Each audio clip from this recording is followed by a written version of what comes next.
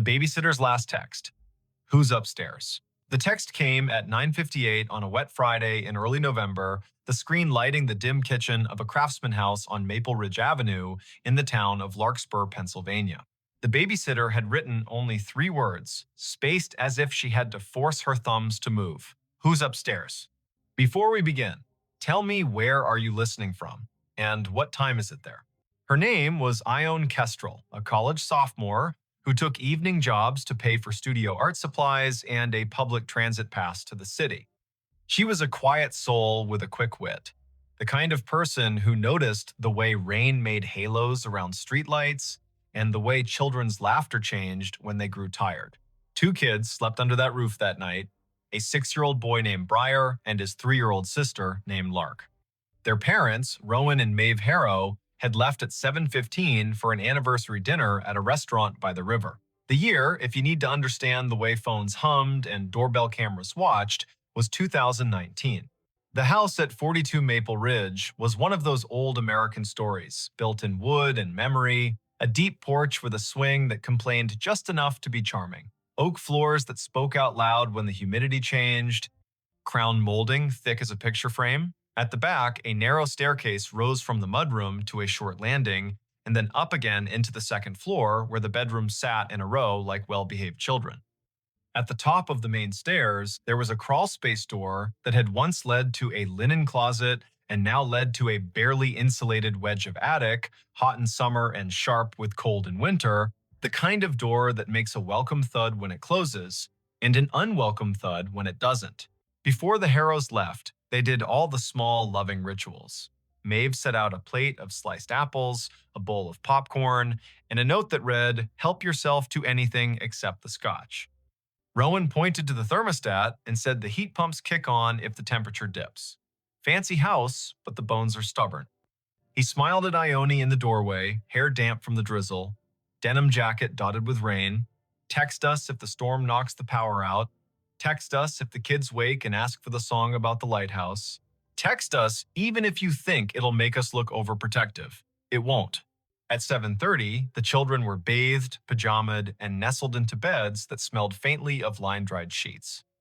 Ione read the lighthouse song twice, and the little girl fell asleep with a hand on the brother's shoulder, a tether strong enough to hold a moon in place. At 8, the dishwasher hummed its modest lullaby. At 8:20, the rain came harder, dropping like a handful of pebbles thrown by a polite intruder. At 8:42, the doorbell camera pinged, announcing a raccoon with ambitions. Ione's phone ticked with messages from a group chat, small bursts of jokes and memes. She answered 2 and then set the phone face down, because she had promised herself she would be the kind of sitter who watched and listened. She put a kettle on. She chose a mug with a hairline crack because hairline cracks reminded her of river maps. She stood at the back window and watched the alley, where a single streetlight blew a cone of yellow onto the wet blacktop like a candle someone had forgotten to snuff. At 9:21, a floorboard spoke upstairs. It was not the sound of a child rolling over and not the polite pop of wood releasing humidity. It was a stepped-on sound, slow and weight-bearing, forward and then a tiny, deliberate back. Ione took one breath, then another. The kettle clicked off. The house returned to its normal choir. She checked the baby monitor screen. 2 small forms slept. The greenish night vision painting dreams onto their faces. She told herself she knew old houses. She told herself wind can make timber say things it doesn't mean. At 9:36, the sound came again, above the kitchen this time, in the hallway between the children's rooms. One step and another. A long pause. Then the faintest scrape, as if someone had scuffed a shoe and then, embarrassed by the sound, tried to rub it out with the sole. The kind of scrape that turns the air thin. Ione lifted the house phone from its cradle because old houses carry old phones like relics. No dial tone because this was 2019 and the landline was a costume. She put it back and picked up her cell. No missed call, no alert from the doorbell camera. She opened the parent's contact, hovered, did not press. First, she would look, she would be careful. She would not give Rowan and Maeve a reason to race home on wet roads unless there was a reason. She climbed the back stairs because they felt less like a stage. Each step was shallow and careful. The rain softened to a hiss. Her breath became a guest she had to host with manners. At the landing, the air grew cooler. She could see down the short hall into the little boy's room, the lighthouse nightlight casting a steerable arc of white. She could see the girl's room door nearly closed, just enough to make a crescent, the way some children like it. She could also see the crawlspace door at the top of the main stairs. It was closed, latch turned. That mattered more than it should have. She waited. Sometimes the house wants to know if you have patience. Sometimes it will reward you with silence. Sometimes it will not. There was a third sound, not a footfall this time, but a breath. Not hers. Not a child's soft, open-mouth exhale, but the kind of breath that pauses at the end like it is tasting the air. It came from the darkness beyond the crawlspace door, except the door was shut. Ione felt the tiny hairs along her forearms confess themselves to fear. She stepped into the boy's room. He slept with his mouth open just a little, lower lip shiny. Good. She stepped to the girl's room. Little Lark had turned onto her stomach, stuffed rabbit tucked under her chin. Good. When Ione moved back into the hall, her eyes caught something at the far end where the light thinned. A strand of damp hair lay across the floorboards, faint as a pencil mark, a single narrow ribbon that did not belong to either child. It glistened. She knelt without thinking and picked it up. Cold. Clean. Long enough to belong to someone grown. She stood up too quickly and steadied herself with a hand on the wall. Her palm pressed into a nail head that had been painted over and sanded down so smooth it felt like a coin. She thought the oddest thought then. If I press that nail in, will the crawlspace door open by itself? She smiled at herself because fear makes even introverts dramatic in their own skulls. She returned to the back stairs, slow and exact, and only when she reached the fourth step from the bottom did she glance at her phone. The time read 9:58. The text she sent herself, as if letting the words exist outside her head could make them smaller, was only 3 words. Who's upstairs? She meant to send it to Rowan. She meant to send it to Maeve. She meant the message as a half-joke with a serious underlayer. But the thumb that had learned to move fast learned the wrong dance. It went to her friend in the group chat, and by the time she realized, the message had already become a tiny flare in half a dozen pockets around town.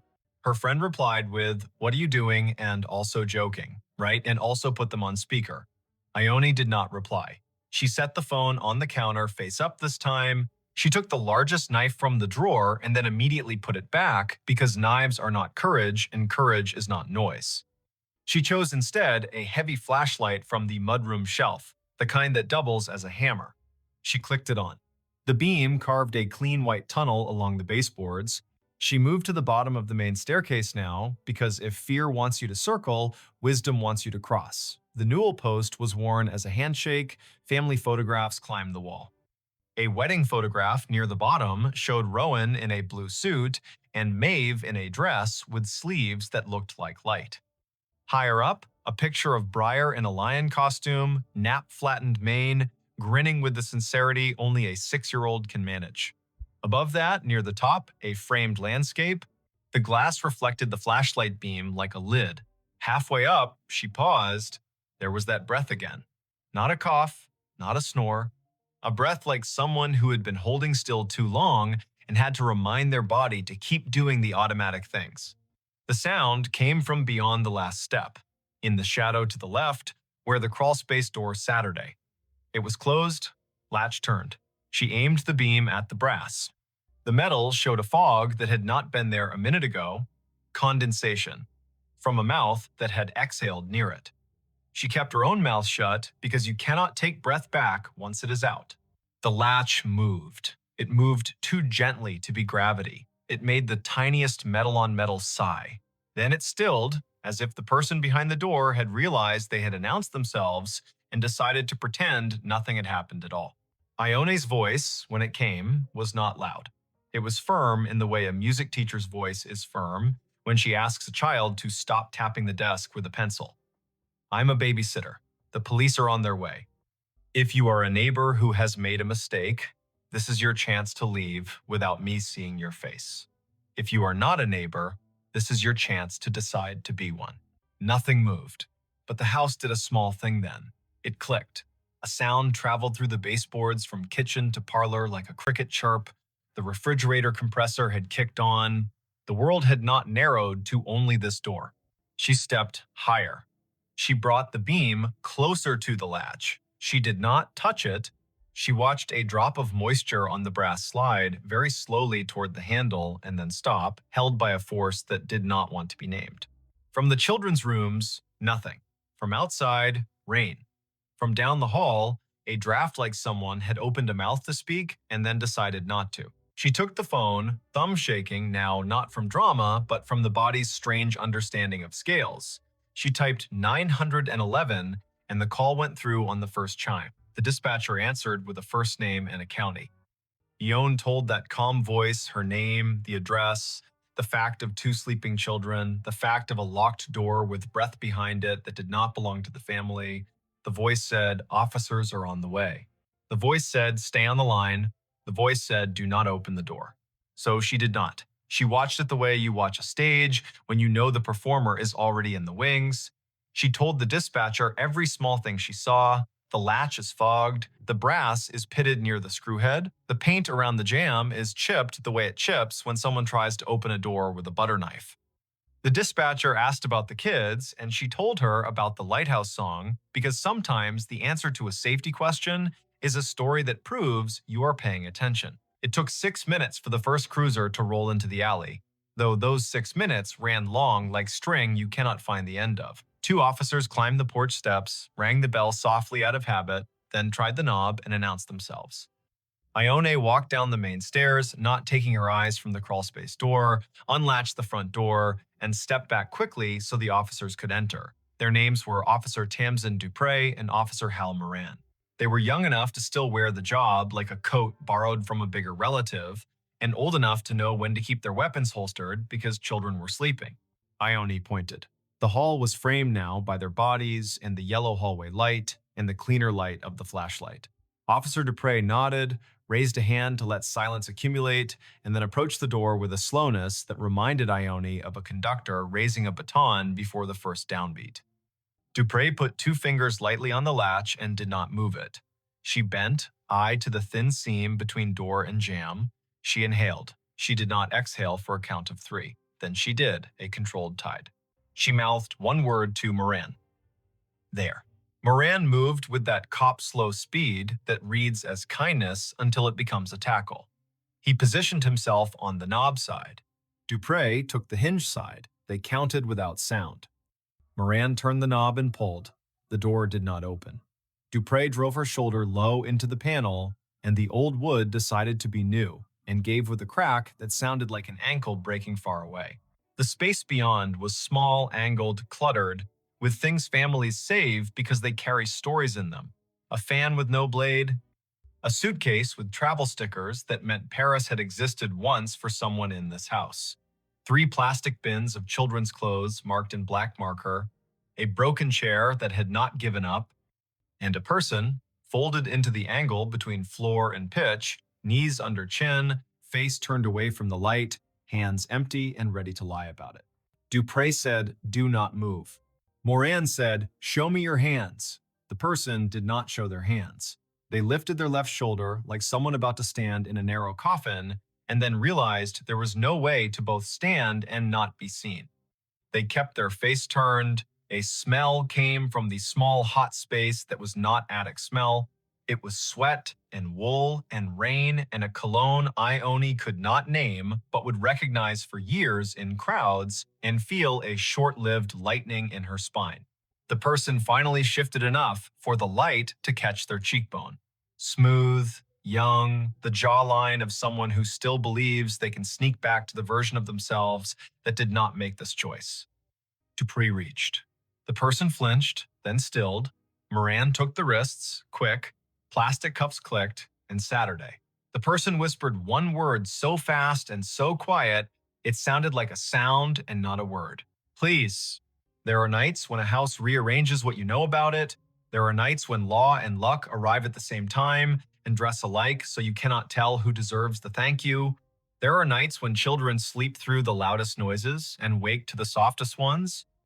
Breyer woke when Officer Dupre gently asked Ione if the boy had a favorite song she could sing while they stepped this stranger past his doorway and into a world that would be, for the stranger, smaller and heavier.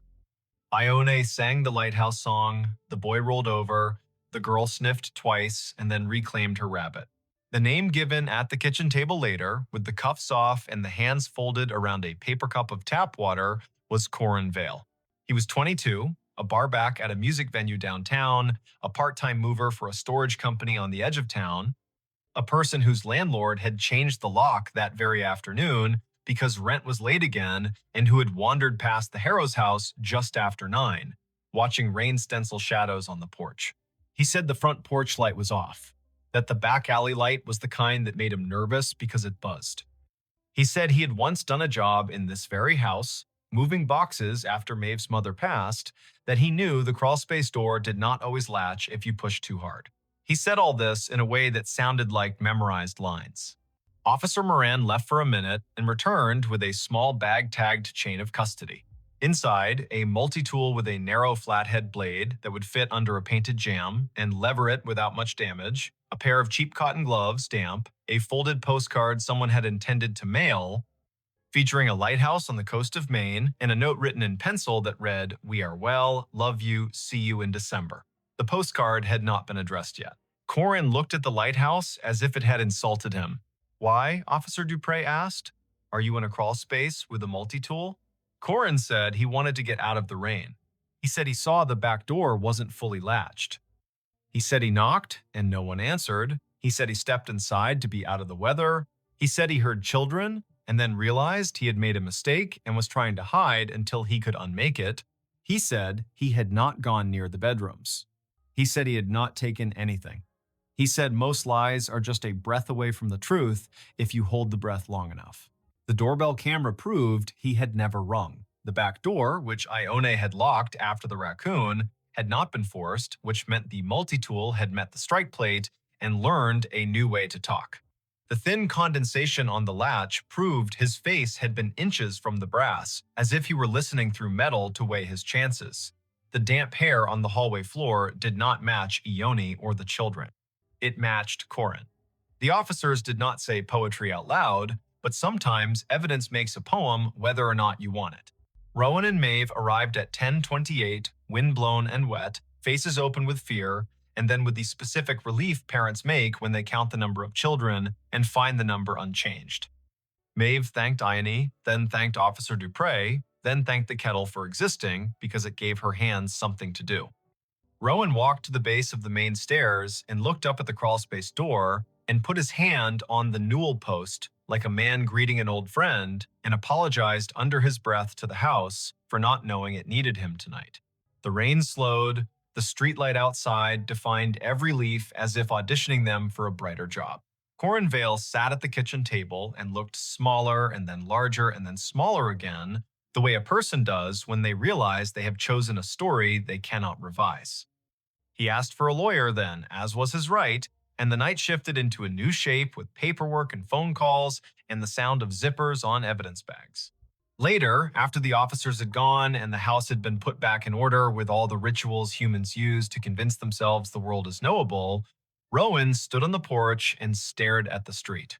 A car hissed by, tires whispering on wet asphalt. Somewhere a train declared itself. He turned when Ione stepped onto the porch with 2 mugs of chamomile tea and the brittle, beautiful calm people make after the danger has taken its hands off their shoulders. He said thank you a dozen ways that did not use the word thank. She said, of course a dozen ways. That meant I am shaking on the inside, but I am still here. Maeve joined them, the porch light warming the edges of her hair, and the 3 of them stood in a small triangle like a warning sign no one else would read. When Maeve spoke, her voice had a new floor under it. We will change the locks. We will reinforce that door. We will move the postcard basket. We will install a sensor that turns on a light at the slightest motion. We will do the things that let us sleep. Ione nodded and did not say that sleep would come with its own sounds now. The sound of a breath behind a door. The sound of a latch fogging. The sound of a floorboard speaking the truth. There is a detail the police report will not mention, because police reports must make simple lines out of crooked nights. At 9:59, after sending the text to the wrong chat and before calling emergency services, Ione leaned her forehead against the cool plaster of the stairwell for the space of one heartbeat. She whispered something that was not quite a prayer and not quite a promise. Okay, if someone is up there, I will not be the person who opens the door and invites them in. I will be the person who names the danger out loud. Sometimes that is the whole difference. Not bravery that charges, but the steadiness that refuses to be tricked into being polite to danger. The next morning, the November sky tried on a bland blue and liked it. The town of Larkspur went back to the work of a Saturday. Kids in hoodies kicked at leaf piles. The bakery line wrapped twice around the counter. A woman in a gray coat standing by the river thought the water sounded like someone ripping silk very slowly and wondered who she would tell that to. Ione slept past noon and woke to a peanut butter text from Maeve, which read in that shaky grammar of gratitude, "Come by for dinner anytime. And also, I found your denim jacket on the porch swing. And also, there will be pie tonight if you want pie." She smiled and answered with too many thank yous and one yes to pie. She showered longer than she needed to, stood still in the water in a way that made time into a warm curtain, then dressed in gently clean clothes that smelled like detergent and a future. When she stepped outside, the air had that crisp, crisp edge. That means the first hard frost has already visited and left behind a postcard of itself on every windshield. Maple Ridge Avenue looked like an old movie taught to speak color. She walked past houses that had their curtains open a little wider than usual, past neighbors who held eye contact just a second longer, the way people do when the story has almost become a myth and they want to remind themselves it is still shaped like a person. On the Harrow's porch, there were new screws in the latch. The crawlspace door upstairs had a length of wood screwed diagonally across it like a stern eyebrow. A small motion sensor had been installed in the hall. It blinked a polite green and then went to sleep. The kids were in socks, sliding across the floor, laughing the laugh that children make the morning after a storm when the yard is new again. Rowan handed Ione a slice of apple pie on a paper plate and said again what he had said the night before, but with the daylight, making his voice warmer. You kept your head, you called, you stayed steady. That is the whole job sometimes. We will tell people that part when we tell them the story. Not who he was, not what he said, not the smell. We will tell them you named the danger and didn't let it decide your speed. The town told the story in its own ways. The newspaper, which had been saved from extinction by a stubborn editor named Lita Quinn, wrote a piece with the careful headline, "Babysitter's Quick Thinking Leads to Arrest in Overnight Burglary Attempt." The group chat learned, gently from Ione herself, that sometimes jokes congeal into myths, and myths can be mean. At the music venue, a bartender wiped the length of the bar 3 times, then once more, then stopped. At the storage company, a supervisor stared at a stack of moving blankets and tried to add up what the numbers meant about people. There is not a moral here, sharp and so clean it can cut bread. There is not an ending where everyone claps and the house resumes being only a house. There remains a door with a new diagonal board and screws that will loosen over time and be tightened again. There remains a boy who will ask, on a night 2 weeks later when rain drums the gutter, "Can you sing the lighthouse song one more time?" And a girl who will say, not the part where the foghorn sounds, that part sounds like a giant in the crawlspace. There remains a young man named Corin, whose first court date will arrive with a sky the exact color of the alley light, and who will have to decide whether to say the word sorry to the ceiling or to the faces in the room. At 9:58 on some future night, a phone will light in some other kitchen in some other town, and a person will type 3 words spaced out as if their thumbs had to be convinced. Who's upstairs? If you are that person, hear this story as a map of breath. Name the danger, make the call, keep your voice exactly as loud as it needs to be and no louder. Stand where you can see doors and hallways. Carry light. Remember that a latch that fogs is a sentence the house is trying to say. Let the sentence finish. If you are listening from a city, may the traffic outside be ordinary and honest. If you are listening from a farmhouse that knows every creek by its first name, May the wind be the only guest tonight. If you are listening in a small apartment where the neighbor's footsteps already live in your ceiling, may you learn the grammar of each tread so well that the first strange syllable tells you exactly what to do. The babysitter's last text was a question pointed upstairs, but the real end of the story is how she answered all the other questions pointed at her. Will you panic? Will you try to be polite when the moment calls for clear? Will you open a door because silence asked sweetly? She chose no, no, and no. She chose the shape of a steady voice on a thin line. She chose to be the reason the house could go back to being only wood and memory. Some nights, when she passes the Harrows by chance and the porch swing is still, she hears only the rain and the river, and that is enough. Some nights, she hears the old door upstairs settle as the heat kicks on and thinks, with a small smile, that even a house can be taught to breathe more quietly. And on the better nights, every window along Maple Ridge holds a square of light cut, perfect as a fresh slice of pie, and the street keeps its watch, and the children sleep so deep the world could rewrite its rules, and they would wake to the new rules fresh and ready to be memorized. If that happens where you are, tell me when. Tell me what the air smells like. Tell me the hour, spoken slowly so the world cannot run away with it. Tell me if the latch on your upstairs door is dry and dull or a little fogged from someone's breath. Tell me if you are holding a mug with a hairline crack that looks like a river map. Tell me if the house has taught you any of its words. And if your phone lights at 9:58 and the message reads as simple and terrible as a knock, remember the kitchen in Larkspur and the steady girl in the denim jacket, and say out loud to no one and to everyone, not tonight, not on my watch, not in this house. Her phone pinged at a grave with her name. The notification bloomed on her screen the moment her shoes left the gravel and slid onto the soft path between moss-dark stones. A small bell chime, bright as glass. A banner at the top. You have arrived, Eden E. Hale.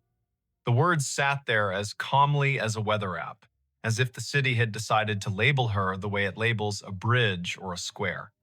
The place was Bonaventure Cemetery in Savannah, Georgia. Spanish moss hung in long, steady sentences from the live oaks. The river kept its secrets behind the bluff and breathed like a sleeping room. It was late afternoon on a Sunday in early November, the air cool enough to make her wish for sleeves and warm enough to forgive her for forgetting them. Before we begin, tell me, where are you listening from and what time is it there? Her name was Idoni Hale, 28. She worked in visitor services at a small maritime museum upriver, the kind of job that made her memorize the angles of ships and the dates when storms came ashore. She liked fonts and quiet, and the sound salt makes drying on stone. She was visiting Bonaventure because her friend Anson had flown in from Minneapolis for a long weekend, and the two of them liked places that let you feel your breath in your mouth. The year was 2021. Phones knew where you were within decent intimacy. Some headstones wore small plaques with codes that asked to be scanned and promised a story. They had parked on Bonaventure Road under an oak that had learned to be older than most houses. The sky was simple, a clean coin of light.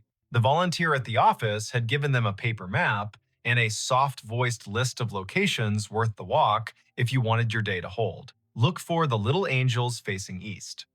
Find the section where the camellias keep blooming against instruction. There's a family plot that feels like a room you shouldn't step into without knocking.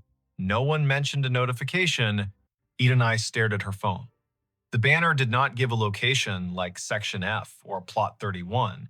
It was the same tag her calendar used when she arrived at work or home. You have arrived, Eden I. Hale. As if she were a place. As if the grave were her.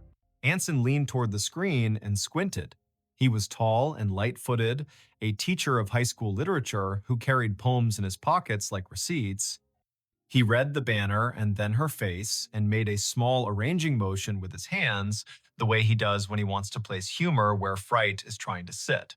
That's a bug, he said, not unkindly. Or a geofence you made and forgot. Did you tell your phone to remind you to be yourself today? She clicked the banner to see where the phone thought she belonged. A map opened, A blue dot pulsed with the steady patience of a small heartbeat. A gray pin sat 100 feet east in a section labeled McAllister. The pop-up bubble above the pin read Idany Hale in the same unsentimental font. She did not have a virtual contact called a cemetery. She had not created a reminder to arrive at her own name. The phone had decided the path curled between stones with dates that made you speak them out loud, because numbers are easier to hold when they come through the mouth. 1873, 1920, 2009. The Oaks leaned as if sold on the idea that the living need rehearsal space. Anson spoke a tour fact about a poet who loved this place and whose plaque visitors touch in a small, quick superstition. Idoni nodded because liking facts is a way of staying steady. Her pocket shook again. Another chime, the same banner. You have arrived. Idany Hale.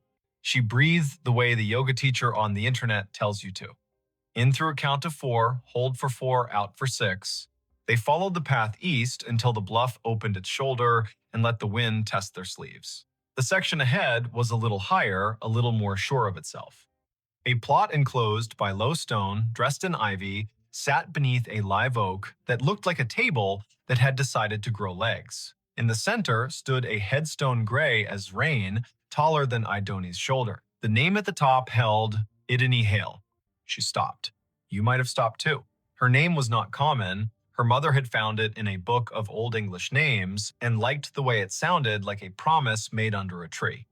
She had never met another Idany. To see the letters in this order on stone felt like stepping into a movie where you have lines you did not audition for. Anson's hand found her elbow without a show of it. He had the sense not to say, wow, or are you kidding? He stood with her and let the river finish a sentence neither of them had started. The dates carved below the name were the first clean relief, 1974 to 2014, not hers. A woman 2 decades older, gone 7 years now. Under the dates, a line that read as Keeper of the Keys. The stone carried a small oval of glazed photo, a face with hair tucked back, eyes steady, a glint of a key ring at the edge of the frame. The oval was rubbed to a shine from fingers, the way love polishes small things while refusing to say it is love. On the right-hand corner of the stone, someone had bolted one of the new plaques with its little square of patterns. Scan to learn more. People who love story cannot resist a square that holds one. Idany lifted her phone and let the camera see. A link opened without asking for anything. A page built by a memorial service company bloomed. At the top, the name again. Below, a small biography. A life lived with habits, upright and kind.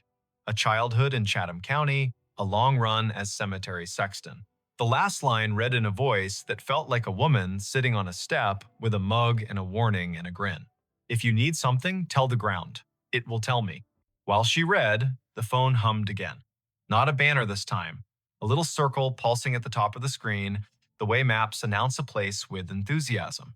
The circle flashed once, then settled. Idany swiped down to see the source, a calendar reminder with no category. White, titled simply, Arrived. Location, here. She had not written that. The phone, perhaps, had decided the day needed a label, or the small plaque had more to it than the page admitted. Anson said the woman in the photo had librarian eyes. He meant that as a compliment. He pointed at the key ring. He said his grandmother had been a keeper of the keys at a church in North Dakota, and those women know where every grief sits at every hour, the way a night janitor knows which chairs spit gum and which ones sigh. They stood a while. People walked past in respectful silence, guided by a docent's voice that held just enough theater to keep 15 people from wandering into their own daydreams. Spanish moss moved like thought repeating itself. A flake of light rose off the river and fell back as if it had changed its mind about being air. It would have been a good story already finding your own name on stone, a phone that had the audacity to tell you you had arrived, but something else decided to be true. A little tone sounded from the phone, the way sounds do when an app you forgot you had decides to help. It was the noise her AirDrop made when someone nearby wanted to share a photo at inopportune moments. The screen shifted to a dialogue. A file offered to send itself to her. The sender name was a string of letters and numbers that meant nothing. The file name read Keys. Anson leaned in and made his face calm. Decline, he said gently, because strangers in public places with quick hands make tricks, and both of them work in museums and have seen every version of the human habit of testing boundaries. She hovered. Decline would be wise. Accept would be a dare. She pressed accept because sometimes you let stories finish what they start. The file downloaded. It was not a photo, it was an audio file, a minute 42 in length. The waveform showed it wasn't silence. She tilted the phone toward her own ear instead of speaker because you don't open a voice in a cemetery loud unless the voice has earned the right. Static first, then the sound of wind combing something thin, then a woman's voice, the age of a woman, who tells tools where they belong and expects cooperation. The voice said, "Dry as a towel and warm as a summer kitchen.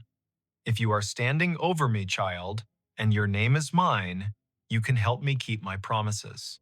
Put your phone on the stone and leave it be a minute. It will tell you where to stand next." Anson's eyebrows did a small jazz riff and then tried to behave. "Okay," he said softly, a word that meant, "I am here and I am not going to ruin this with cleverness." Ideni set the phone on the flat top of the headstone the way the voice had instructed. The screen slid into its lock. Her reflection replaced her.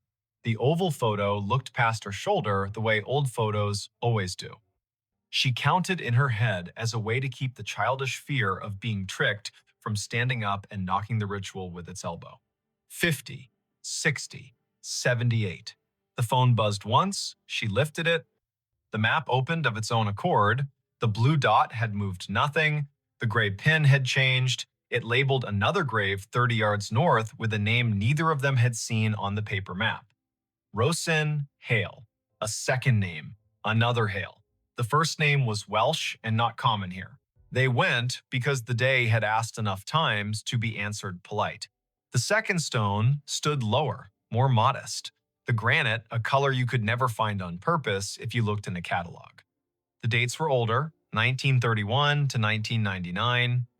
The epitaph read, "She kept the gate lighted," and under that, in smaller letters, so faint you could only see them when the cloud put its hand over the sun, a line, Rosine was born. Rosine Idris. She married into Hale and stayed. Tell my niece if she comes through here that I see her when I count keys. I am not anybody's niece, Idini said aloud, and then took a breath because she heard the defensiveness squirreled underneath. I mean, not hers. You might be more people's niece than you know, Anson said gently, a man who had grown up with uncles who weren't uncles and yet were more family than the kind that wears your face. They stood while the wind added a signature to the bottom of the page of the day. The river put its shoulder against the bank and leaned. The phone did not ping again for a while. A cardinal went from one branch to another with the purposeful speed of a person who knows where the parts are stored. A group of teenagers trailed an auntie through the lanes, popping gum in a respectful way, which is a regional miracle. Ideni looked up Rosin on the cemetery's database because when your heart gets odd, facts make a braid to hold on to. The database was one of those volunteer-built websites that carry the tone of a potluck where everyone brings a dish so exact it shames you for choosing salad. Rosin's entry was thorough. Born Rhonda Valley, came across with parents as a child, settled in Chatham County, married one Mr. Hale, worked checklist after checklist for the electrical union office, sang alto in church with the patience of an anvil, survived by no children, preceded by older brothers, all gone. Niece mentioned in an obituary in 1999 with no name given. Anson made a sound that meant the story had wiped its hands on his shirt and was ready to cook. The phone chimed once more, now with the tone her museum app uses when a beacon in an exhibit hands you a fact. She had turned beacons off last month because being interrupted by history while in history felt a bit like a stage whisper in a quiet theater. She had not turned beacons back on. The screen read, "A note is waiting." A map pinpointed the little brick building the cemetery uses as a workshop for the grounds crew. A path drew itself in blue between the Hales and the shop, like a string in a child's game. They went because keys that ask to be found deserve not to rust. The door to the shop was propped with a cinder block, the way doors are propped everywhere when the weather learns to be useful. A radio played a station that chose old soul and occasional baseball score updates. No one was at the counter. A bell stood there anyway, the kind that rings a sound like a glass penny. Anson rang it because he likes participating in obvious rituals. A man in his 50s with a badge that read August came in from the back, wiping his hands on a rag that had earned its keep. "You folks need a map?" he asked, then took a longer look at their faces and revised. "Or a minute." "We were by the hailstones," Idony said, and watched the way a man looks when a rhyme finds his ear and tells him it cares. August nodded. "Course you were," he said. "I keep an envelope for that family. Been waiting on who it's waiting on." He reached under the counter, where drawers have learned to hold what should not be lost, and brought up a large yellow envelope with a blue paperclip that had rusted a little by choosing weather. The envelope had 3 words on the front in tidy block letters. For the next Idony, heat went across her face like an honest light. August saw it and stilled. He handed her the envelope the way people hand one another babies, meaning well and moving slow. She opened it with her thumb. Inside, 3 items. A small brass key, old, not ornate, with teeth filed like a decision. A folded sheet torn from a spiral notebook, edges soft with years. And a wallet-sized photo of a woman in a blue work shirt with a name patch and a grin you could feel on your back like afternoon Sunday. The patch read, "Idony." The face belonged to the woman on the first stone. The note was written in blue ballpoint in a hand that pressed harder than paper deserves. It read, simple. "For the next Idony in this county who can hear me the way a key hears a lock, my niece is out there. She won't say yes to the word niece because words are stubborn. She'll need to open the box in the old mausoleum we keep for tools and favors. The key is for the small door on the left. Lift on the latch while you turn. The box has what belongs to her and me and her grandmother. If she is standing at my stone with a phone, she will know that I know. Don't bring a crowd. Bring one friend who reads instructions with his eyes. Leave the key when you are done. We can count without hands here. I'm not someone's niece," she said again, and heard how the sentence grew less certain with practice. Her mother's family tree began and ended in a different state. A line of women who told polite lies to spare one another the sharp edges and did their grief in broom closets. Her father had not survived long enough to name distant relations. He had left behind a bent screwdriver and a smell that her body still could find when a day asked. Anson's hand found the counter in a quick pat, like checking for keys as you leave the house. "You don't have to be a niece to be the person meant to do a thing," he said. "But also you might, and it might not matter how that happened." August tapped the counter twice, a habit that sounded like a yes. "The small left door," he said. "People never see it. Take the path behind the office and go right at the angel with the missing hand. The mausoleum is the little brick one that looks polite. The left door sticks the way a lie sticks to a room. Do what the note said, lift and turn." They went back into the light. The blue string on the map did not bother now to draw.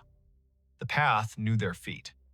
The angel with the missing hand stood where the volunteer had said, "Angels stand, face east," blank expression that suggested she had witnessed every century and found nothing quite bad enough to frown at yet. The brick mausoleum waited with that small pride buildings have when they know they are not the grandest on the block, but are the one that does the job without complaint. The left door looked like a panel added later. The brass latch had the smoothness that comes of being touched by people who mean to get work done. Idony slid the key in, the teeth caught, and then thought better of it. She lifted the latch with her other hand and turned. The lock gave. The door opened 6 inches and stopped, ticked by a wooden wedge that had been insinuated at the bottom by someone who had not wanted the door opened by accident or habit. Anson reached down and pulled the wedge free. It had a date burned into it with a soldering iron. 2014. The year on the first stone. Inside was a closet of sorts, pegboards and hooks, a rake missing its second tooth, a coil of twine that had memorized its circle and would not learn a new trick, and on a shelf at eye level, A tin bread box with a domed lid, painted a green, faded to the color of river glass. No lock. Written in the same blue hand on a piece of tape was a word: hail. She lifted the lid like a person lifts lids on boxes that might contain bees or inheritance. Inside, arranged with the blunt care of someone who never made a mess unless a branch fell where it shouldn't, sat 3 items: a narrow ledger with a black cloth spine, a key fob with 3 small brass tags stamped with numbers, and a folded paper bag, the kind grocery stores use for baking flour, rolled tight and rubber banded with an elasticity that made its own sound. She opened the ledger first because pages are her map. Names, rows of them, dates, locations in the cemetery with check marks where gates had failed and been repaired. Next to some entries, a small star. Those starred names also appeared on the little brass tags. Numbers, not random, not plot numbers, locker numbers. The cemetery kept a bank of lockers for the grounds crew in a shed she had not thought needed one. Her phone chimed in her pocket, a small suggestion from the maps. Direction nudged, left, then right. Then, would you like to add this location to favorites? She ignored the phone. The ledger asked for attention. On the inside back cover of the ledger, a note in different handwriting. Spare for Rosen's niece if she finds it. Locker 12 holds what isn't in the ground. If days are bad, tell the river. The river tells me. The tags on the key fob read 10, 12, 14. She ran her finger over 12 the way a person does over a scar. She felt nothing supernatural. She felt focus. Anson took the bag at her nod and unwound the rubber band. Inside lay 2 objects wrapped in butcher paper. He unrolled the first. A locket. Gold. Thin as luck. With a hairline crack. Shaped like lightning. If lightning were careful. Inside, a photograph so tiny it could be breathed away if you weren't paying mind. A baby in a christening gown that had borrowed lace from a curtain. The face pinched in the way newborn faces pinch.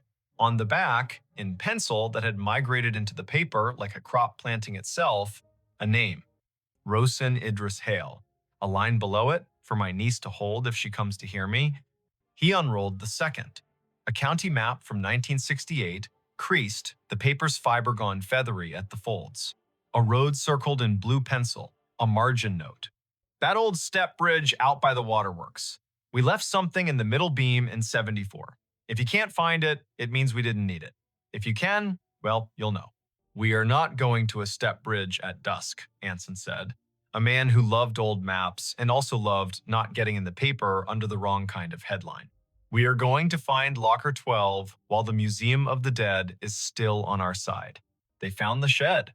August had seen their faces through the glass and met them halfway with the keys because some stories ask for a witness who knows better than to narrate. He led them to a wall of small metal lockers, each door painted the dull red of a barn that had not given up but had learned to pace itself. He unlocked 12 and stepped back. Inside lay a small stack of shallow boxes, each labeled with a date. The top was the 1, 2014. Under that, 2008. Under that, 1999. Anson lifted the top box and set it on a workbench. He opened it with care. Inside, wrapped in tissue that had become more suggestion than paper, sat a handful of objects that people keep for reasons the living should not pretend to understand quickly. A church key. A photo of 3 women, arms crossed, outside a union hall, one of them with a name patch that read R. Hale, a Polaroid of a red step bridge with water under it purling toward a bend. A handwritten note folded small. The note read, "For the niece who knows the word niece because keys hum when they find their door. You were not an accident. We kept count. We named you all the ways we could. Our names were soft and stubborn. Take what you want, leave the ledger so the ground does not have to work alone." She sat because standing felt rude. She is a woman whose mother did not tell stories with this kind of curve. She gathered the truth like thread. Her mother had been born in this county and left when she was 19, a bus to another state, a man met in a grocery line, a child years later when the idea of staying had become heavy. She did not talk about siblings, claimed not to remember cousins, flinched when the phrase back home came up. The name Hale had come not from romance, but from accident or choice, a name taken because other names insisted on being something else. Rosen Idris had married into Hale, but the family had been built long before that. Keys had been passed with and without rings. August stood with a posture that says, I will not take your moment away from you. When the radio in the shed shifted to a weather update, he reached and turned it down so the forecast would not interrupt a storm already occurring. Anson put his hand flat on the bench and counted to 8 for no reason his body would confess. Tell me if you want me not to read the other notes, he said. The kind of friend a person needs in rooms where both mystery and bureaucracy show up at the same table. Read, she said. We're already here. The note in the 1999 box was from Rosen and felt like laughter on a porch when the pots are already washed. The house we put ourselves in is not one the county believes holds blood, she wrote. But it holds me. And it holds the keys. If you need a name, the river has one. If you need a door, the shed does. In the box from 2008, a different hand, shakier, it read, I kept the lights in the gate, all through the storms. I think sometimes we are simply the people who keep lights. If you are mine, you will know when to turn one on. In the box from 2014 was a letter from the sexton whose face smiled off the oval on the stone. She wrote like a woman who had lived by the kind of lists that get family through winter. I have no children of my own except the Gates, she wrote, but I have a niece whether the paper says it or not. I kept her not by being in the room, but by owning my stubbornness. If she stands over me with a phone and hears me, she will take what she needs and leave what she should, and I will go on counting with my hands in dirt like I like to do. They left the boxes as they'd found them, shifted nothing but air. August closed the locker with a satisfaction that felt like lining up the edges on a stack of bills and smoothing them down. He did not ask for anyone's story. He had one of his own, built of this place, and the line of names he keeps with the quiet grace of a man who waters plants. By the time they stepped back into the paths, the light had hunched into evening. The river sounded less like sheet music and more like a phrase repeating. The map on her phone had stopped suggesting anything and gone back to pretending it was an obedient device. The air smelled like river, camellia, and a penny someone had worried in a good pocket for a decade. Anson asked if she wanted to go to the step bridge. She said no, in a voice that held both sorrow and a plan. Tomorrow, in daylight. When names sit on surfaces more politely. He agreed because this is what friendship is, a committee about timing. That night, she sat at her kitchen table with the ledger borrowed under August's nod and the locket under her thumb. She called her mother. The call rolled twice, and then the voice she knew and loved and sometimes resented filled the line with wind and caution. They made small talk for 30 seconds, and then they moved somewhere they had not walked together. Ma, she said, who was Rosen? Who was Idony before me? Silence, sincere. A kettle, somewhere in the house. The refrigerator willing itself to be steady. Finally, her mother sighed, and the sigh sounded like a drawer allowed to close after being held open too many years.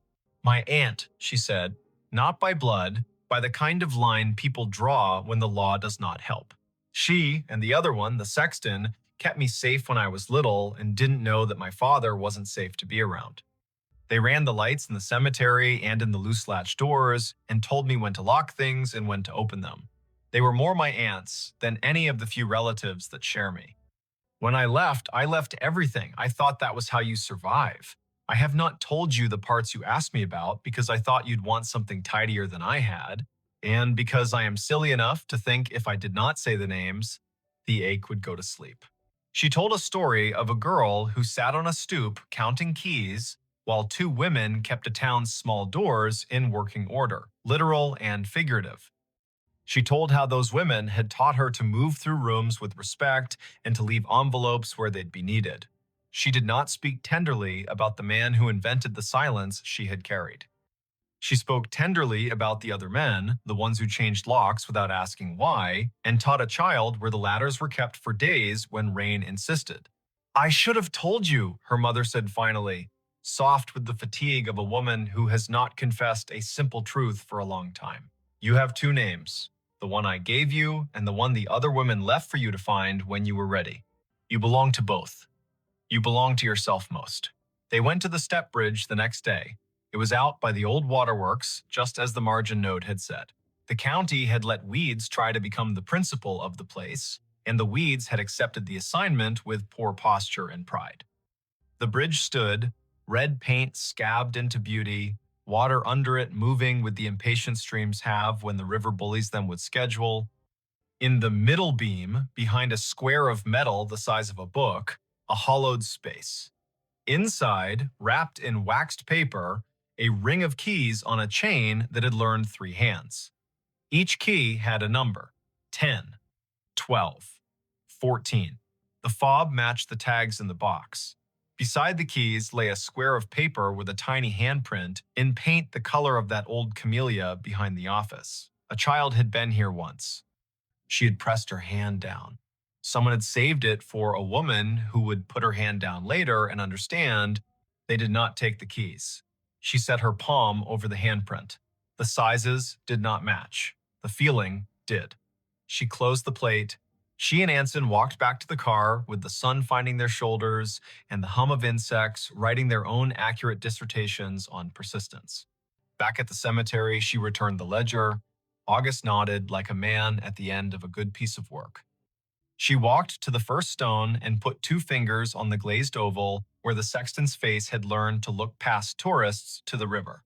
She did not speak. She let the ground and the river carry whatever needed moving. Her phone did not ping again there.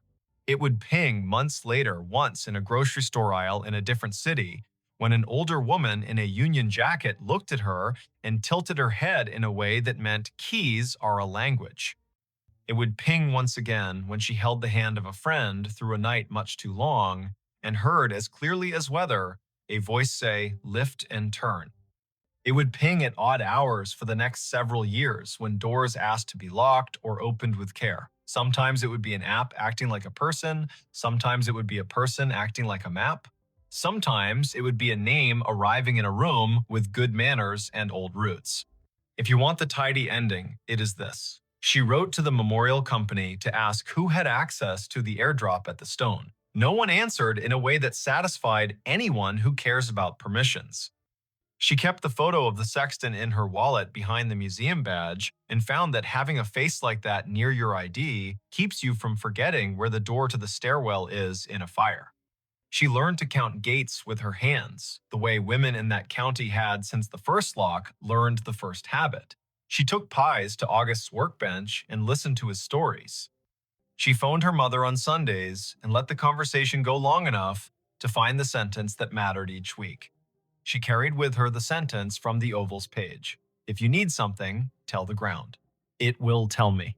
If you want the less tidy truth, it is this.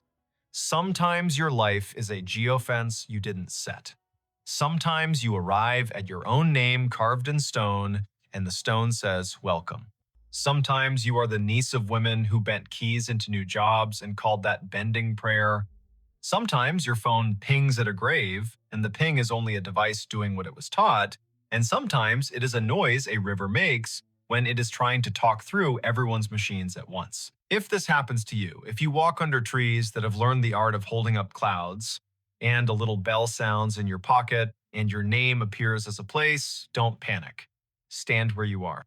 Read the dates out loud so the year will stop pretending it is only a number. Touch the stone with 2 fingers, not more. Listen for the voice that sounds like someone who knows where the ladders are kept. If a key is offered, lift and turn.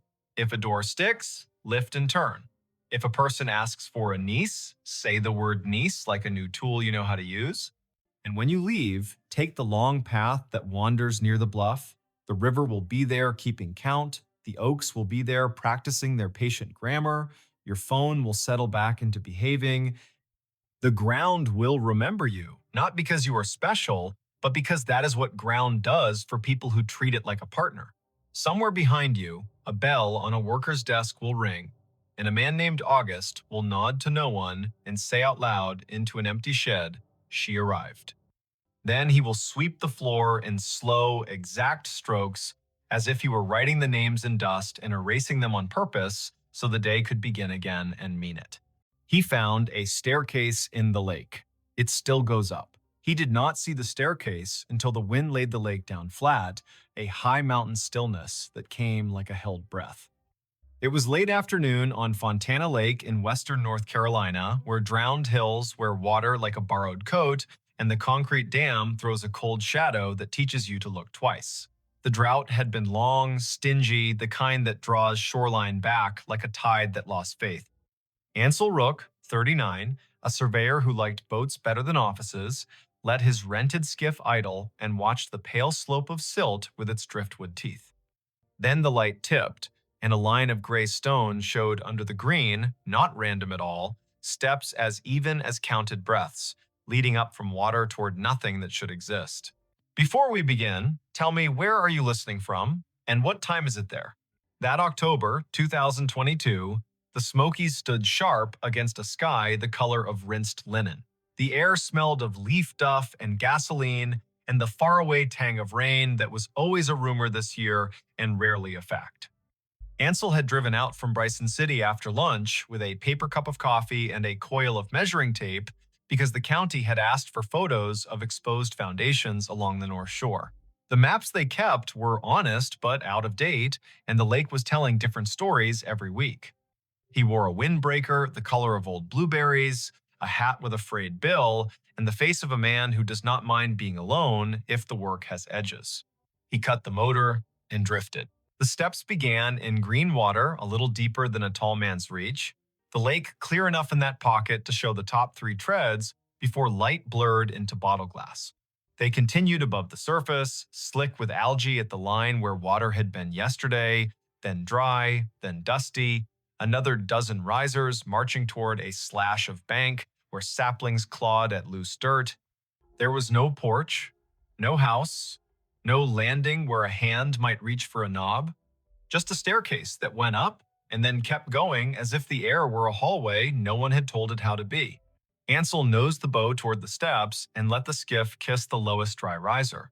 The hull made a hollow sound he heard in his knees. He stood, tested his balance, and stepped onto the first stone. It held. He took another. The risers were a hair shorter than modern code, built for legs from a different century. He climbed 10, then 11, then 12, a little more than a story, in a house that had learned to take weather as a sermon. He stopped where the steps met an absence and laid his hand on the sidewall that ran up either side like bones. Mortared fieldstone, careful work, the kind that starts with winter in mind. He looked back. The lake held his boat like a hand holds a toy. The dam stood off to the west, all angles and utility, its face unreadable. A loon called once far out, the syllable slanted and old. The stare made no answer, and that felt like an answer. He took out his phone. No signal, which is how stories get their chances. He knelt and ran his fingers over scrape marks in the treads where feet had once taught stone to be polite. He brushed silt from a riser with the cuff of his jacket and uncovered a line of letters someone had cut with a chisel and a spare hour. Willow Gap. The name felt right in the mouth. The steps had belonged to a place on a hillside that no longer agreed to exist. A truck rumbled on the scenic road above the tree line, then faded. Ansel stood. He is not a dramatic man, not a man who says the word haunted when the word history will do, but he felt a little movement in his scalp when his boot tried the next tread up and met nothing it could trust. He lifted his foot and set it again, and the soul found purchase on air as if stone continued in a material too stubborn for his eyes. He could feel something there, a resistance like the way a field of grass resists when you try to step through a place where deer have passed and the stems remember. He pressed. His weight held. He let it go and stepped back, heart knocking once, but not twice. He stood on the stair where real ended and whatever else began. The lake lapped below, measuring the hull against rock. A red maple leaf came down with dignity, landed on the 7th riser, and considered the long work of becoming loam. Ansel took a breath. He is a man who trusts second looks. He took one. The lake belonged to a body of stories people in Bryson City tell clean over pie. When the Tennessee Valley Authority flooded the valley to build the dam in the early 1940s, the town of Proctor had to move. Houses went down to foundations, barns left prints in the earth like giant hands, cemeteries were dug up with care and moved with ceremony, and some say not everything went where it should. On low years, people found stairs and walls, school steps, a chimney with a name carved into a corner stone. On foolish years, people tried to steal the past, and the mud stole them instead. The county kept a list of places not to be brave. Ansel is not brave. He is patient. He walked back down to the skiff and dug out the coil of tape, a pencil, a stack of flagging ribbon. He thought of calling the park office and decided instead to take his measurements first and be useful with facts. He worked the way surveyors work, lengths and levels, muttering figures under his breath in a rhythm that kept the mind from dramatizing. He wrote Willow Gap on a page and underlined it softly with the pencil because the stone had asked. He measured tread depth, rise, total run to the bank, distance to the current water line, the angle of the bank above the last step. While he worked, a wind came from the east and pushed the surface into a skin. The steps looked less sure then. He set a small cloth bag at the foot of the first dry riser, full of pebbles and a coil of bright ribbon, because people in the mountains know that small offerings are not foolish if they help you think straight. Halfway through, he heard a bicycle bell, clear, bright, a single ring. He straightened. The sound did not belong to a road. It had the roundness of a thing sounded in an open room.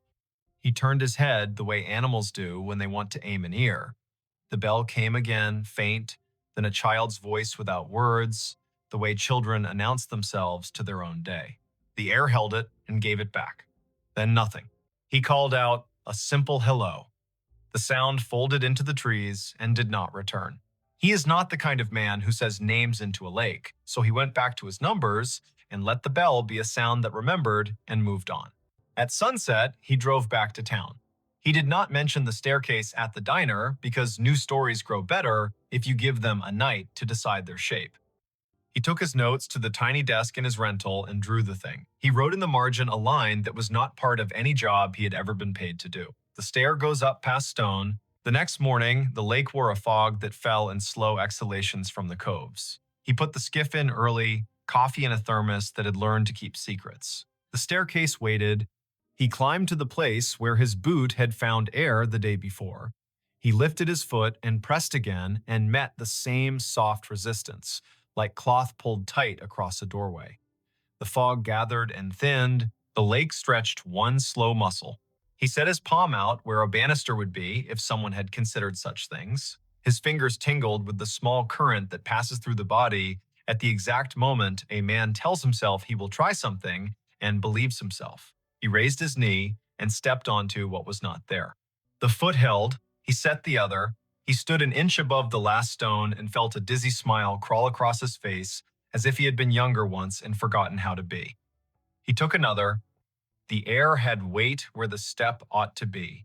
He felt it through the rubber of his boot, a density that said, I am not stone and I am not stone. He climbed 3 steps in air and stopped because he is not brave. Breath is a kind of data. He took it in. The fog thinned. The stair under nothing led to a landing that the mind made, whether or not the world did.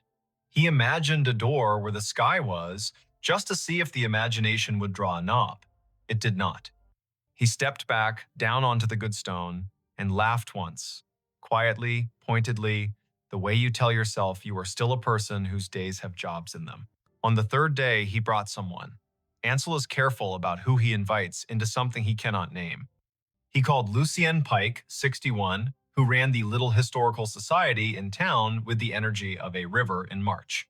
She wore a quilted vest and a wool cap and the kind of boots women earn by living here.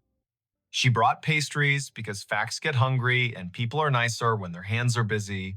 She listened while he told it. She did not interrupt. She asked one question with her head tilted like a dog hearing a violin. Does it go up? It goes up, he said. They went out together. The skiff felt lightly ridiculous under the weight of their care. The morning did the few small things it always does before it remembers it is in charge. The staircase was there, gray in the light, patient as a broom left leaning against a wall you forgot to keep. Lucienne reached the second riser and stopped, and with an odd humility, put her palm to the wall so the stone might recognize her. She climbed to the place where Air had learned a job. He watched her foot commit and hold.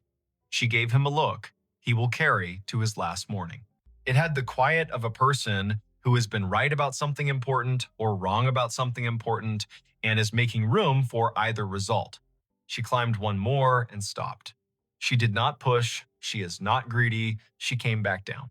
Back in town, she made them tea in the society's office, which smelled of paper and lemon oil. She opened a ledger that had belonged to a church over the ridge that no longer stood.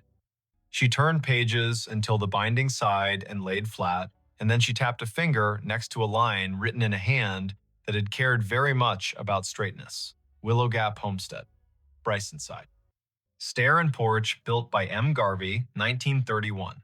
Stepstones gifted by Applin sisters. She traced the names like a kind of blessing. People give names so the ground will keep them without bitterness, she said. Ansel told her about the bicycle bell, about the child voice that had no words. She nodded once, an economy that could hold an encyclopedia behind it. They found a photo in a folder of houses drowned to make the dam, a woman in a light summer dress halfway up a stair with a baby at her hip, and a boy of about 6 sitting on the landing with a tin pail, watching the photographer with straight seriousness. The steps were the same, the wall the same, the angle of the hillside the same, the lake not yet there to argue. Lucienne tapped a pencil against the margin of the picture and said the thing that opened the room. My grandmother told me she saw the army men come to measure in 38. She said a man from Willow Gap told them he would build his stair to the sky if it meant the water would have to think twice. She said he whistled while he worked, and his boy rode a bicycle so fast it learned the curve of the road and kept taking it when the road turned into a path and the path turned into a trail and the trail turned into someone's memory of a trail. She smiled with one side of her face. I think you found where the whistling goes. That night, Ansel dreamed slow water and a boy's bell moving away just fast enough to be allowed. He woke before dawn with rain, finally practicing its lines on the roof. He left the boat on the trailer and took the road along the river to the dam because seeing the thing that made the change is sometimes a cure. The dam looked itself, muscle and worry. Men in hard hats wave the way men wave when their hands are busy with ladders and they still have manners. The sky had put its gray coat back on. The rain lasted 2 full days. The third day broke open into a light that could make a shuttered room reconsider. He took the skiff out at noon. The lake had risen a hand's width and drawn a green lip on the lower steps. He climbed again. The air steps remained, not drowned by a little more water, not meek. He stood on the third invisible tread and spoke toward the place where a door might be. Not loudly, not foolishly. Hello, he said. Then, because the air had made him braver than he ought to be, he added, I can bring your names back to where people can see them. The lake answered the way lakes answer, by being present with everything around them without offering comment.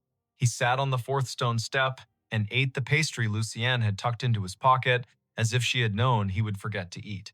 He tried the air with his palm again and felt, for just a fraction of heart rhythm, a shape moved across it that was not his hand at all. The story traveled the way stories travel when they are useful. Not online, not yet. In town, over paper cups, in line at the post office, at the walk-in barber with the fish calendar 3 years behind. People gave him their versions. A woman who remembered a man who remembered seeing a parade of porches floating like rafts past the bend when the first flood came. An old man with a face like a woodcut who said he used to fish off a stone stair when his father was alive, and that if you whistled the tune that man used, you could make the bobber nod.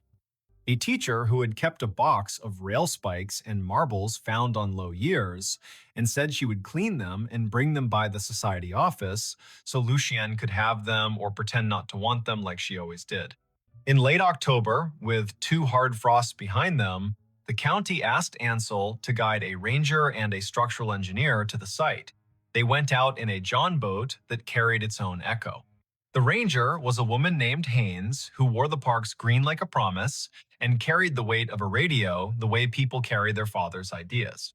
The engineer was a man with a gentle way of touching old things before speaking ill of them. They stood on the fifth stone step and looked up the ladder of air and did not mock it. The ranger wrote in a book. The engineer crouched and set a level on the second tread and laughed once softly when the bubble centered itself as if the past knew about precision. Haynes asked the question, stories have to survive. Is it dangerous? Ansel shrugged in a way that held 3 chapters. It is dangerous the way memory is dangerous, he said. It makes people want to keep climbing. It is dangerous the way stairs are when you forget you have a body with limits. It is not dangerous the way an alligator is or a bar fight. They set 3 stakes in the bank and tied flagging ribbon between, a line that told people who had to approach that someone else had been wise before them. Haynes asked for a sign, the simple kind that reads caution and does not attempt poetry. Ansel offered to come and keep an eye some afternoons when he had work nearby. She wrote his cell number in her book and tucked the pencil behind her ear in a way his mother would have liked. In early November, a fog rolled in low and forgot to leave. The lake became a page erased and written over, erased again. School buses turned their lights on at noon. The mountain that wears the dam as a decoration hid its fine line. Ansel kept away because the fog makes men do things they forgive themselves for later, and a man ought to reduce his opportunities for forgiveness if he can. On the first clear morning after, he went out early and found 2 objects on the 4th stone step that could not have gotten there by falling. A bicycle bell, rusted but round, the striker frozen in a kind of kindness, and a tin pail, the exact wrong size for anything useful, dented where a boy might have clapped it to make the sound bigger. He touched neither. He sat down. He greeted them with his breath in line, the way you greet animals that have decided to be near you. At 10, Lucienne arrived with a thermos and 2 paper cups and the sort of force field that keeps good men from doing dumb things for no reason. She looked at the bell and the pail and did not pretend not to see them. She took photos that did not flatter the light and said the names in the ledger once. Lowe, Garvey, Applin, Willow Gap. She did not say a boy. She did not say a child. She put her hand on the sidewall and looked up the line of air with the plain candor of someone who has shored up more shelves than emotions and understands both. You can coax a story, she said, but not yank it. Take the bell to town. Leave the pail here for another day. We will see what the lake thinks of compromise. He took the bell gently, wrapped it in a handkerchief he had never found much use for before, and pocketed it like a chosen stone. Back at the office, Lucienne set it next to a photograph and a typed card. Bicycle bell recovered from Willow Gap Stair, fall of 22, likely pre-flood artifact. On the card, a second line in pencil for people who read too fast. The stair goes up. In the second week of December, with the mountains blue as a bruise and the wind deciding to be cruel to make up for lost time, Ansel went out one last day before the holidays. He brought a crowbar because he had promised himself he would not bring a crowbar until the story invited one. He did not need it. The pail had sat, then vanished, then returned, then sat again with a rock in it a little smaller than a fist. He took the rock out and saw in the bottom of the pail, scratched by some patient hand or the work of a nail held at an angle, 3 words. Open in summer. He laughed out loud then. So loudly, a pair of ducks took off in a panic and told other ducks about him for an hour. He looked up at the sky, which had forgotten him to tend to larger business. He put the pail back on the step. He told it, with what dignity he could muster, that he would. Winter happened the way winter happens down there. One day, the lake wore a shell of rime like a dare. The next day, it rained hard as coins. Ansel worked a road job in the next county and came home tired to soup and a radio with the news that would not stop wishing it were better. He sent Lucienne postcards from 2 counties over with sketches of culverts no one needed, and she mailed him back photocopies of ledger pages with red pencil underlines that made more sense than his own arrows. By late June, the water had climbed enough to lick at the 3rd riser and cover the 1st. The air above the invisible steps still felt like fabric pulled tight by a careful hand. School let out, and visitors came with coolers and the need to float and forget. Haynes put the sign back up twice. Ansel sat on the eighth stone step more than once and told people kindly that there was nothing up there for them unless they had time to spare and patience to listen. A few listened, most did not. No one fell, which felt like a policy. On a hot Monday, when thunderheads built tall and polite to the south and forgot to arrive, he took the pail and set it in his lap and used the crowbar not as a pry, but as a weight. He eased the thin tin sides apart where they had been pinched back over the lip like a secret. Inside, he found folded oilcloth, soft as a worn glove. Inside that, a photograph no larger than his palm, and a strip of paper with a line that looked like a prayer until he read it, and it felt like a list. The photograph showed the stair as it had been before the lake, the woman in summer dress and the baby at her hip, and the boy with the pail, sitting with a seriousness that has no word in English. The man who must be M. Garvey stood 2 steps down, hat in hand, as if introducing the stairs to whoever had the camera. Behind them, the ridge wore its trees in a confidence the mountains teach. On the back, in careful letters, someone had written, "So you remember how we looked when the water was a rumor." The strip of paper held one long sentence. When they came with clipboards, he whistled the tune about willow leaves and said he'd build the stair to the sky because steps are a kind of truth, and the water would have to climb over the truth if it wanted to drown the house. There were names then, 3, the kind that drop out of families and get picked up by strangers who treat them right. He folded the strip back into the oilcloth and put all of it into the pail and set it on the step, because the story belonged to the stair more than it belonged to him. In August, a lightning storm chewed on the dam and left it as it had found it. In September, a girl with a blue braid and a polka dot dress climbed the real stone steps and stood at the place where air did its work and played a penny whistle softly, 3 notes, and then a run. Her grandmother sat on the second step and wiped her cheeks with a tissue she pretended was for sweat.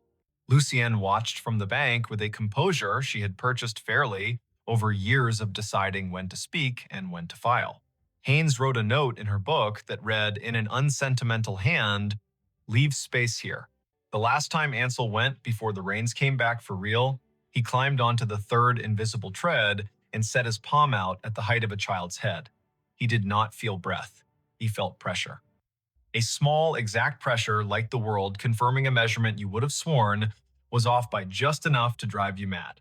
He closed his eyes and saw the boy on the landing with the pail and the bell. He saw a woman take the last 2 steps at a practical pace, baby on hip. He saw a man look out at a hillside that had just become a lake and refuse to let the stair be anything but stairs. He opened his eyes, and the lake went on being a lake. There is not a larger lesson he can give you from this, except the one he wrote in the margin of his notebook after the 2nd week, a sentence he did not quite understand then and understands in the small of his back now. Not everything drowned. Some things learn to keep their shape in the air and wait for your foot. If you go to Fontana when the water is down and the wind minds its manners, you can find the stair if you ask the right person and you promise not to hurry. It will be there the way durable things are there, honest about their age, unwilling to entertain your stunts. You can put your boot on the 3rd step and feel something that does not owe you an explanation hold you anyway. You can look up at the sky and decide there is a door or decide there isn't, and the stair will permit either decision. You can listen for a bicycle bell and you may hear a loon instead, and that will be enough. If you tell the story afterward, tell it the way lakes prefer, with pauses, with dates spoken out loud so the years remember they are not just numbers, with names because names weigh the right things down. Say Willow Gap, say Garvey, say Applin, say a boy, though the paper does not give him to you. Say a woman moving with a baby on her hip and a list in her head and a refusal to shame the stairs with panic. Say a man who whistled a leaf tune and believed in steps the way people believe in scripture, not as decoration, but as an instruction on how to move the body when the body wants to quit. And if you find yourself on a day when the wind drops and the water stills, and you are offered the choice to test a step that does not belong to stone, ask your breath first. Make it even. Set your palm where a rail would be. Put your weight down like a promise. If it holds, climb one and stop. The air prefers people who do not need to conquer it to feel tall. Leave something small on the fifth step. A ribbon, a marble, a bell that waited in a drawer too long. Walk back down and let the day close the drawer. The stair will keep going up whether you are there to witness the miracle of plain persistence or not. That is how some things survived the flood. They decide to be their own house. They decide to be the part of the house you cannot drown.